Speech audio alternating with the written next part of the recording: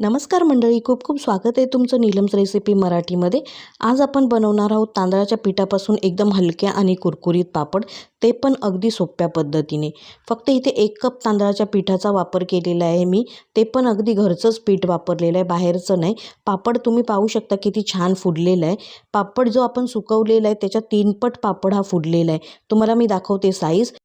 एक पापड वाळवलेला दाखवते आणि हा बघा तळलेला पापड, यामध्ये किती फरक आहे। हा वाळवलेला एक पापड आहे आणि आपण एक तळून घेतलेला, त्याच्या 3 पटीने पापड हा फुलतो छान।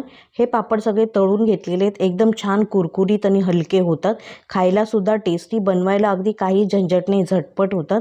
प्लीज चॅनलला नवीन असाल तर चॅनलला लाईक करा, सबस्क्राईब करा आणि शेअर पण करा। एकदम छान कुरकुरीत पापड झालेला आहे, काही झंझट नाही। घरात जर ऊन नसेल, कुठे उन्हात वाळवायचं नसेल, तुम्ही घरातच हे पंख्याखाली वाळवू शकता। चला तर मग रेसिपीला सुरुवात करूयात।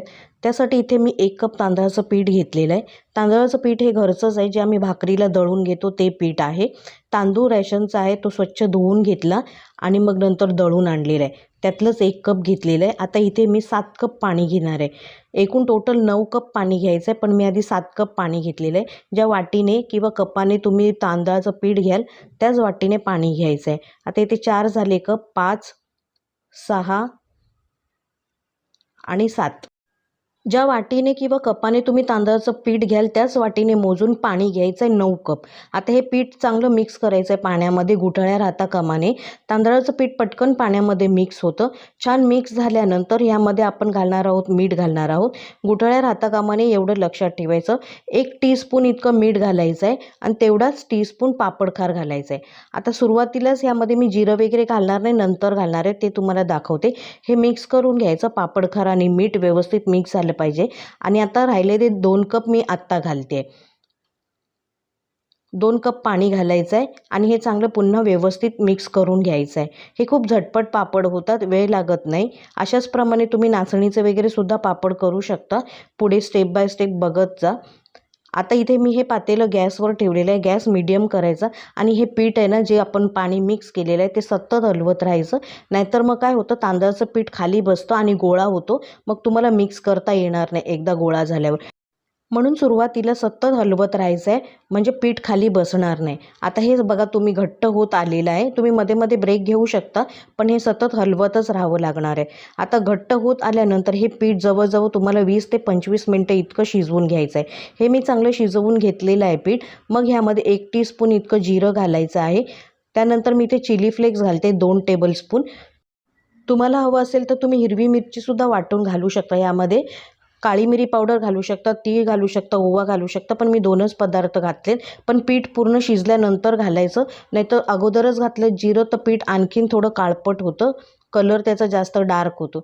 आता हे पीठ शिजलेलं आहे, एका भांड्यात थोडं काढून घ्यायचं आहे। हे गरम गरम प्लास्टिकवर घालायचं नाही, नाहीतर प्लास्टिक जळून जाईल। आता मी हे थोडं पीठ एका भांड्यात काढून घेतलेलं आहे। हे पीठ तुम्हाला 10 मिनिटापर्यंत थंड होऊ द्यायचं आहे, पटकन प्लास्टिकवर घालू नका आणि बाकीचं जे पातेल्यातलं पीठ आहे त्यावरती झाकण लावून ठेवायचं, म्हणजे ते गरमच राहील। आता 10 मिनिटानंतर हे चांगलं व्यवस्थित थंड झालेलं आहे, एकदम पूर्ण थंड होऊ देऊ नका, साधारण गरम असू द्या।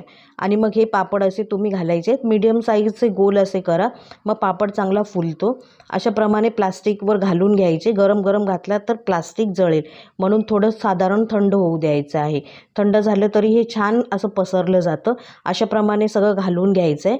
तुम्ही बघू शकता कितीतरी पापड झालेले आहेत, छोटे छोटे साईजचे घातलेले आहेत, छान एकदम प्लास्टिक भरून घेतले। हे बघा पापड सुकून झालेले आहेत।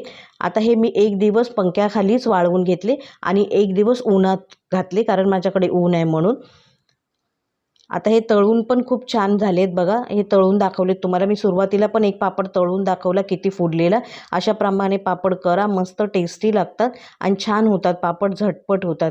हे तुम्ही हवाबंद डब्यात वर्षभर साठवून ठेवू शकता, छान कुरकुरीत। प्लीज चॅनलला लाईक करा, सबस्क्राईब करा आणि शेअर करा।